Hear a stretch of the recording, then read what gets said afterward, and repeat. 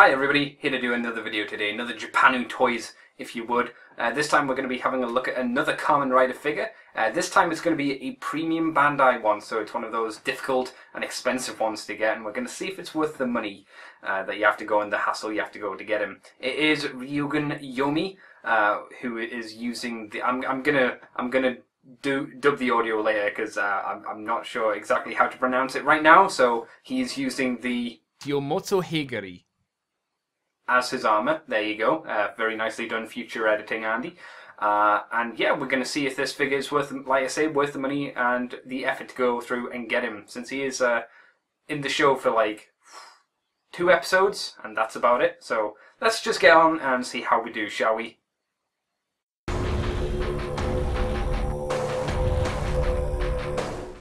Here we are, guys, with Ryugen Yomi using the Yomotsuheguri arms, is how I think you pronounce it. Straight off the bat, gotta say, he's the wrong colour. Big issue here. This is how he looks in the show. Obviously, this is not how the toy looks. I'm not happy with how the colours turned out, personally. Once I saw them back to back, I was like, hang on a tick, what's going on here? I still bought it, though, so, you know, my own fault. But we'll just have a look at the base body without any of the arms on it. Main difference is a big bit of cloth down his crotch. Nice and tatted, has a nice look to it. Bit of tampon on the arms, which is a bit different from how it was. Different chest piece, not new. And it's got this nice colour to it, even if it's not completely accurate. It still looks good, it's just not right, you know? Around the back, it's what you would expect, screws, butt flaps. Does everything that these figures do in the arms change line. And if you stand him next to the normal Ryugen, you can obviously see what the differences are and where the similarities lie between these two figures. But we should really talk about the articulation. I don't know why though, because it's pretty much identical to every other arms change figure. But you know, here we go. He has a ball jointed head, so he can wiggle it left and right. You can get him to be all sad and emotive, looking down because he's all sad because he's got no more.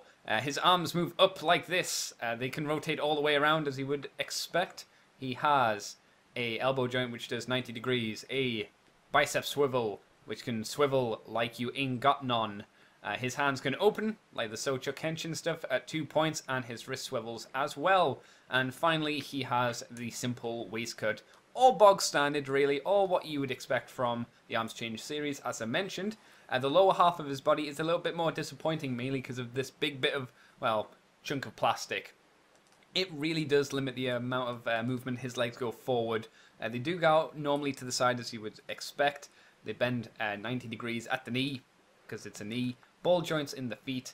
We have a cut for a bit of a thigh swivel, and not much movement backwards.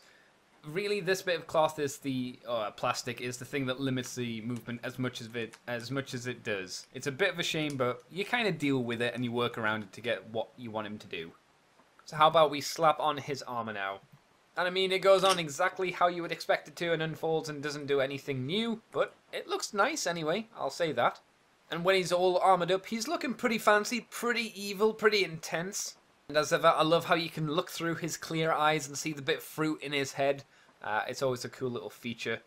The biggest bummer is you see the shoulder pad, you see the neck. The neck is the correct colour. They almost had it. Why? Why did they miss it? Why? I swear to God, they were so close, guys. They were so close. Anyway, other differences between this and the original. The original has this normal coloured bit of green, while the new one has a bit more metallic-y kind of colours, which is kind of nice. Also, on the inside of the armour, if I pull this bit down, it's been painted black. I'm not sure if that's accurate, but it is a bit more paint than what we had on the original version.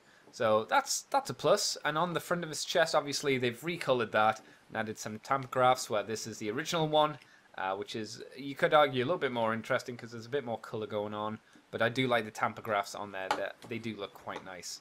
It's also worth mentioning there is a real small bit of difference between the Kiwi on the left and the right. The one on the left is the Premium, the one on the right is the Normal. Normal is what it is. The Premium has a slight metallic sheen to it, so it looks a bit nicer. I'm not sure if it's really worth it, but, you know, if they've got the budget to do it, they may as well make it as fancy as possible. Apart from that, it's pretty much the same. Accessory-wise, there is some differences once again. This is his fancy new gun with some extra gold paint apps. This is the normal one. The handle's a bit different. And the gold is really the selling point here, as the front of the gun looks a lot better with that all painted up, I would say. So yeah, a small improvement, but it's something. Also, these big kiwi slices here.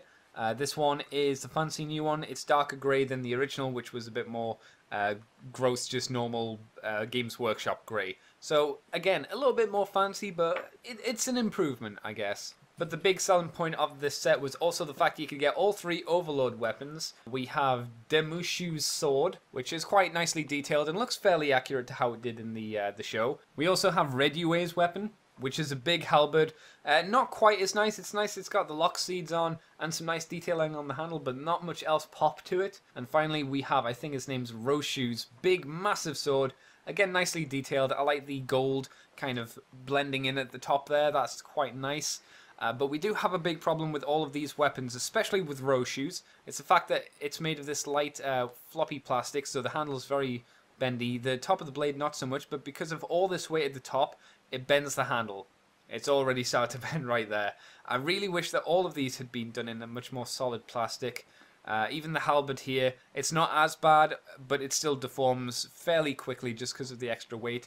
I thought the sword would be fine, but that kind of doesn't get away with it either. This starts to bend as well, which is a real bummer if you ask me. I really wish that they had gone out of the way and made it a hard plastic, like say this Transformers sword. You know, this won't bend, it's big, but it's not going to bend.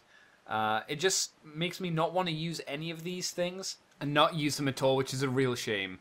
But really, that's all of his stuff. If you've seen something here you particularly like, or you're just like me and have a sickness and must have them all, then go for him. The improvements and the weapons aren't really there. You're getting it for the character and for what he did in the show more than anything else.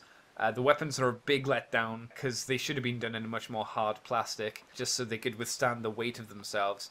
The red is super annoying to me anyway, especially since it's right there and they almost had it. But hey, it's a kid's toy line, even if you're paying premium prices for it, I guess. So anyway, guys, thank you for watching this video. I hope it's been informative at the very least, and I will see you in the future for something else Kamen Rider-y, or, well, just another video at the very least. So see you later, guys!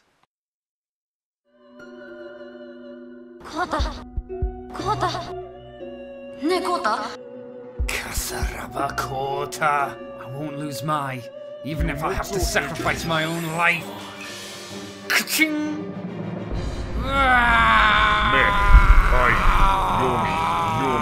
Yomi. Kota!